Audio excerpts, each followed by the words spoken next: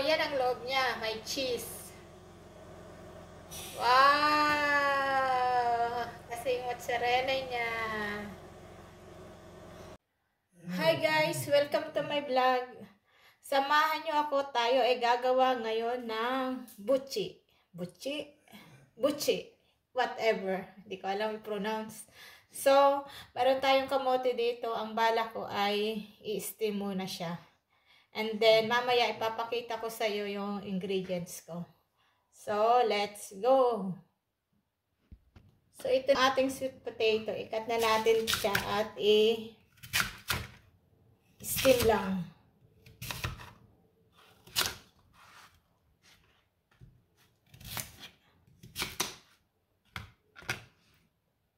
Inubos ko na, pero hindi ko naman siya lahat ilalagay sa gagawin kong buchi. Kakainin ko yung iba.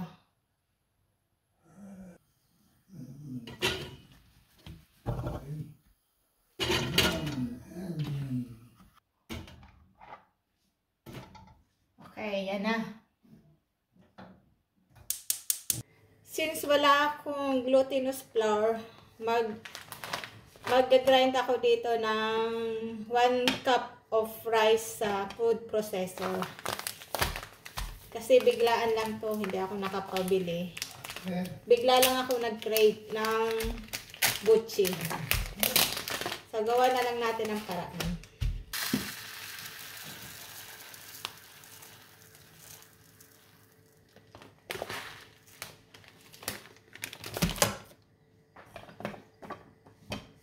So, food processor na natin.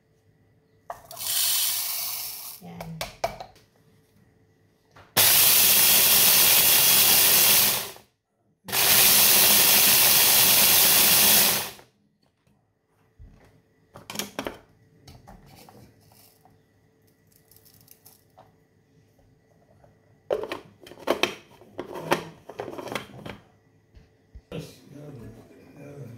So, ito na yung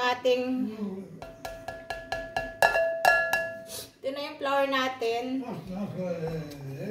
At magde-decide ako, maglalagay ako ng walnuts para medyo healthy yung ating dough. So, maglagay tayo.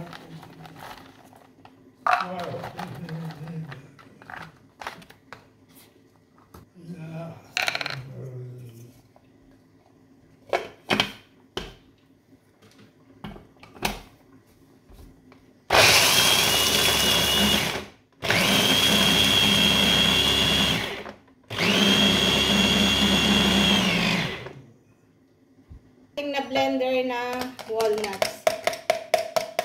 Isama na natin siya dito sa glutinous flour natin. Yan. Para medyo healthy. Ang dami.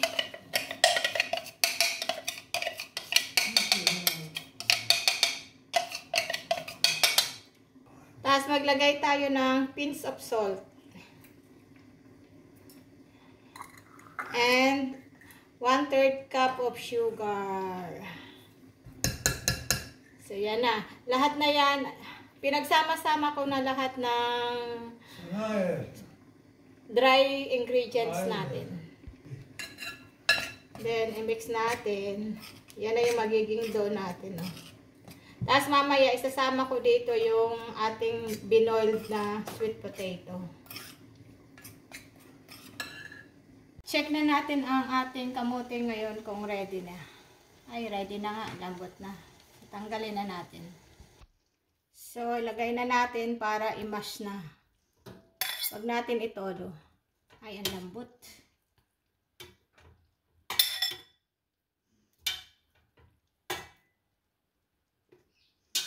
So, i-mash na natin siya.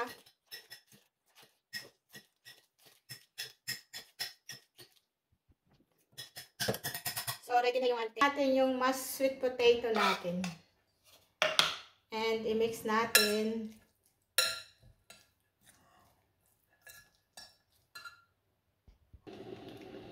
Lagyan natin ng konting oil. Kasi masyadong maano siya.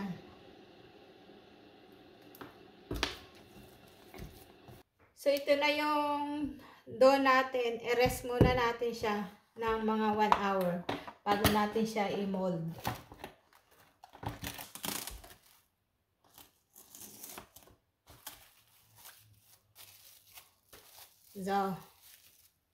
So, ituloy na natin yung ating paggawa ng butchi. Ito na yung ating set aside na dough. Nirest ko siya ng 1 hour.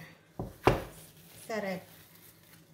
Tapos, mayroon tayong slice na cheese. Narinig niyo yung boses ng alaga ko. Tapos, bala ko maglagay ng parmesan cheese sa loob. Para pag binuksan mo, wow, gabagam. At saka yung sesame. Sesame seeds. Okay, let's start. So, umpisahan muna natin ang paggawa ng balls. Tapos mamaya, papalamanan na natin.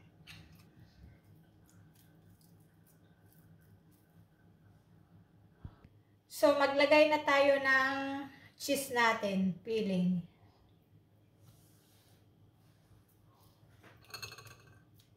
So, ito na yung ating dough. Lagyan na natin ng palaman.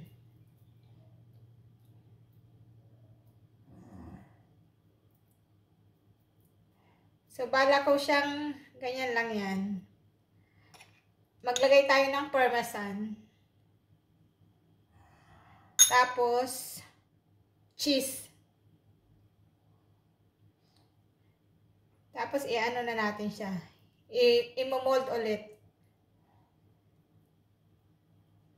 Tapos, i-ano natin sa warm water para kumapit yung sesame. Tapos, ilubog na natin sa sesame. Ganyan lang. Okay. So, ito na yung ating dough. Ito na yung butchi natin. Ready to fried na siya. So, ayan na. Pina-fried na natin ang butchi natin. Tingnan natin maya-maya. So, ito na yung ating ginawang butchi. Tingnan na natin ang loob. Let's try. Yung iba medyo sunog. Ano kaya nga?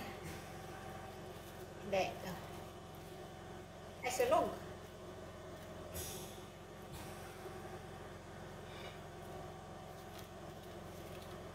So, let's try. Wow, yan ang loob niya. May cheese.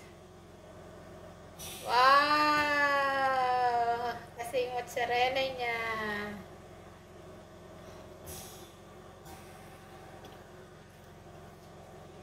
Malambot siya. Masarap.